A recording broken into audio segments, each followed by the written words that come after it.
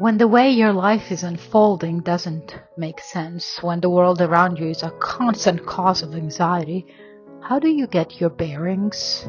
When you cry out for understanding and meaning, how do you cry? With what words? As far as I'm concerned, there is no clearer cry for meaning in the entire scriptures than the moment when the disciples come to Jesus with a simple request in the Gospel of John. In all the Gospels, but particularly in John, Jesus repeatedly refers to his Father when he talks about his own work and mission. The phrase "my Father" is used around 40 times in John, and the usage ramps up in the Passion narrative, which is roughly 1/3 of the entire Gospel. While the other Gospels move quickly through the events of the night before crucifixion, John's Jesus spends most of that time, 4 whole chapters really, talking exclusively to his disciples, and then 1 whole chapter in audible prayer. As the disciples are walking and listening to Jesus' teaching starting in chapter 13, just before they reach the garden, they finally present him with a challenge. They press Jesus on one point. Philip demands on behalf of all of them, "Show us the Father, then we will be satisfied." Other translations are, "Point out the Father to us, then we will be content." And "Exhibit the Father to us, and that will be enough for us." The disciples request to be shown the real person in charge. Perhaps there is still something Jesus is not telling us, something better. Something that would make sense of everything is still hidden from us behind the Father door. What else is there to know and see that would finally make us satisfied? To me, their formulation encapsulates the human search for understanding of their world and themselves.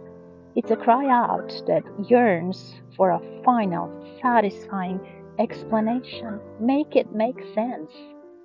And then there is no greater clarity than Jesus' response to Philip. "Anyone who has seen me has seen the Father." Throughout the Gospel, Jesus' answer is a powerful "Ta-da! I am. I am." In the prayer in chapter 17, he'll say, "I have displayed the Father's splendor." It is Jesus' supreme contention that in him the mind, the character, the heart of God is fully shown. All that I have is the Father's, and all that the Father has is mine. And the Father and me are one. The completeness of God is here in front of you. There is nothing hidden from you that would give you greater satisfaction. The mission is complete transparency. Jesus will even tell them, "I no longer call you servants, I call you friends." The servant doesn't know the master's business, but you are in. I'm telling you everything that you need to know. What I'm showing you of the Father is more than enough for your contentment. When he is writing his story about Jesus, John is satisfied that Jesus himself is the ultimate revelation. The Word was God. We have seen his glory, the glory of the one and only Son who came from the Father, full of grace and truth. The New Testament as a whole is clear as well. Multiple writers and a variety of testimonies amount to the same. The revelation of God's self to humans is complete in Christ.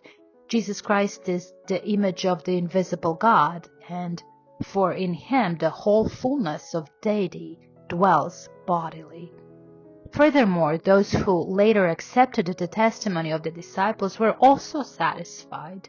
The early church in the 4th century wrote a belief statement that said that Jesus is God from God, light from light, lumen de lumine, true God from true God. I recited it in church just this past Sunday.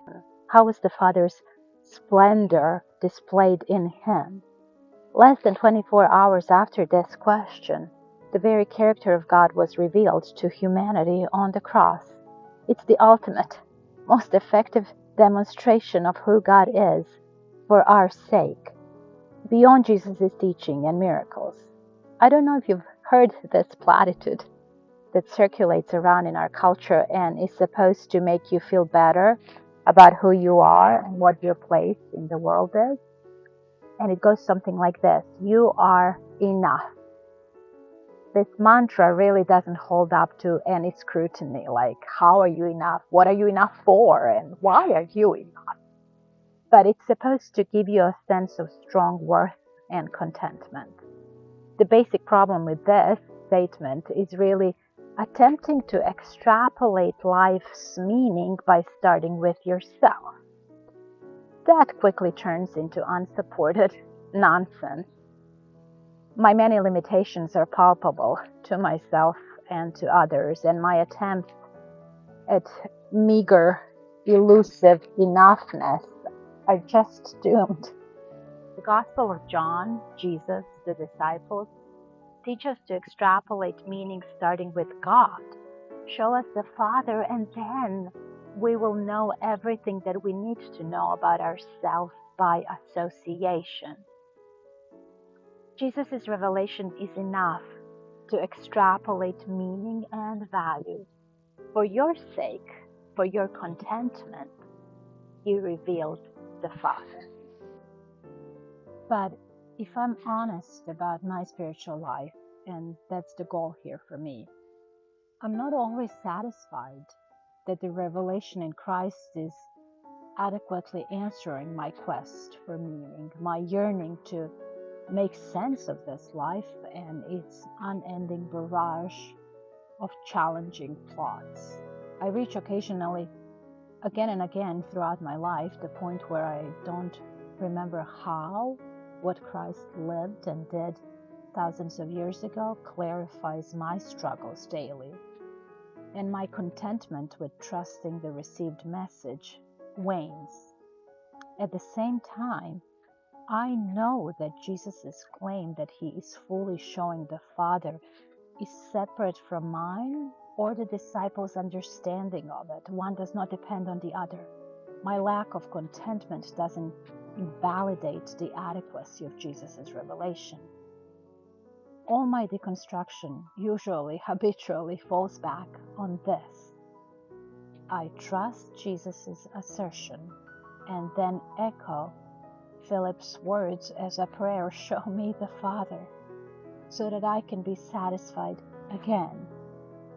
When I probe and parse that revelation afresh, I strip it to its bare bones foundation. I find the crux of that revelation is that Jesus showed us the Father full of love and grace. That's what becomes the core of my nascent satisfaction when nothing else makes sense. The love and the grace of God must be related, reflected, and embedded into my life too.